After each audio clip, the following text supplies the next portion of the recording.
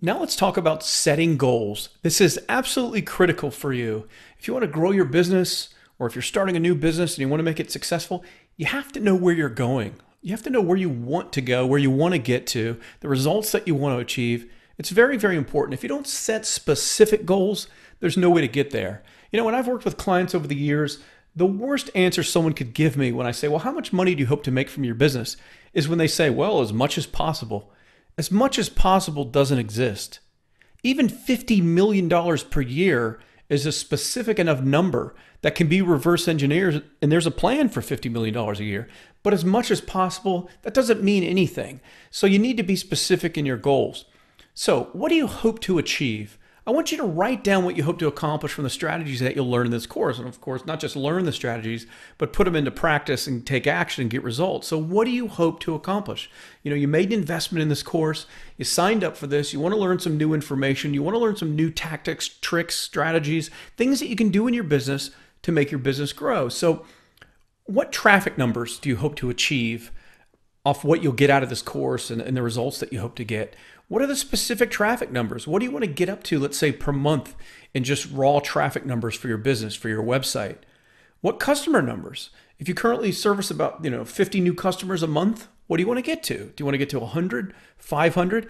What do you think you can get to in the next 12 months? I really need you to do this exercise and write these things down now in the beginning of this course. It's so critical. And as we move forward and learn these other things, and as we start putting them into practice, it matters what you set your goals to. It matters the numbers that you specify. It matters just where you hope to get, because that's going to drive your outcome.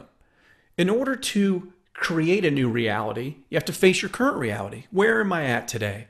Do I have no business? Is my business making, no sales? Does it have no traffic? Or am I doing $100,000 a month and I want to double or triple that? It doesn't matter what the answers are, but the answers are important, because in order to go from here to there, we have to know what those figures are. So what revenue numbers do you hope to get to? What income numbers? What do you hope to take out of your business eventually and make from your business? What do you want your income to be? That's important. What lifestyle changes could you possibly have in your life if you met some of these new goals? Would you work less? Would you travel more? Would you, then go and write a novel for the first time, or go make movies? Or what would you do? So what are your goals in growing your business and in improving things? What are the reasons behind it? It's very important. Write those things down. What business changes could you experience if you get some growth, if you get more traffic, more customers, more profit, more income? How would your business change? Would you then hire more people to do the work that you currently don't like to do or don't even want to do? Would you have your whole business run on autopilot, where everyone's doing all the work for you? How would your business change? How would you want it to change if it could be more successful? What would that look like? Write it down. What obstacles do you think you're going to face in order to get to where you want to go? Write these things down. These are very important. These aren't goals, but these are kind of constraints or things that might be in the way from you reaching your goals. What is that? Do you not have a budget to invest a lot in advertising right now? Or do you just not have confidence in yourself? Do you procrastinate a lot? Do you not get a lot done? Are you one of these people that constantly buys new courses or new products, but never actually puts them into action, never does anything? What obstacles are you facing? Do you have do you have a newborn at home or a bunch of kids at home and they keep you from being able to be productive? What are your obstacles? Write all that stuff down. It's important. And of course, last but not least, what are your fears? What are you afraid of?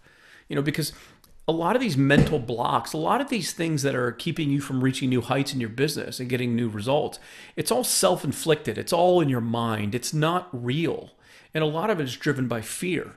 And so if you can face those things and even write them down, they become a lot less scary and usually will hold you back a lot less if you can really identify them. So what are your fears? Are you afraid of failing, at your marketing and at your business? Are you afraid to be embarrassed by your peers or your in-laws or your other friends maybe that are more successful than you are right now, that you're kind of trying to get on their level? Or do people look to you and have always looked to you as the most successful one they know in the family, and maybe your business has kind of struggled a little bit recently with changes in the market or changes in competition, and now you're afraid to disappoint people and not be that successful example? Whatever it is, whatever your fears are, I really want you to write those down. I want you to get specific about your goals, get specific about where you want to go from here to there, within 6 months or within a year. It's okay to have short-term goals, long-term goals, ultimate goals.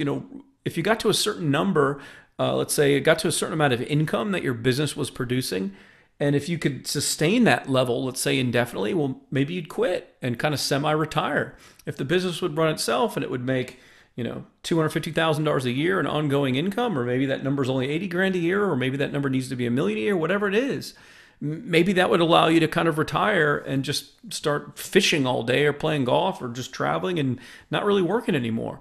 Well, you need to think about what you want in your life. How do you want your life to be better based on the growth in your business? Because you can't just be doing business for the sake of business. There has to be a reason behind what you're doing and what you hope to achieve. And you enrolled in this course to make your life better in some way.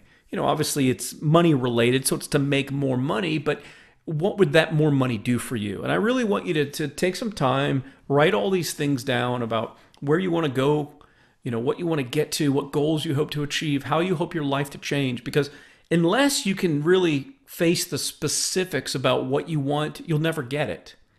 You just won't, because you can't create a plan to get there unless you know where you're going. So do this exercise, write down some of the answers to these little questions here I've asked, and get as specific as possible.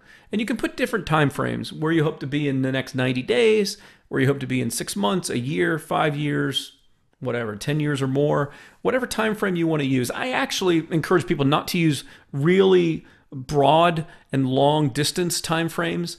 Like 5 years and beyond is almost too much. We can't predict what's going to happen in 5 years from now. Something major could happen with the internet where it's completely different. I mean, things change quickly in society.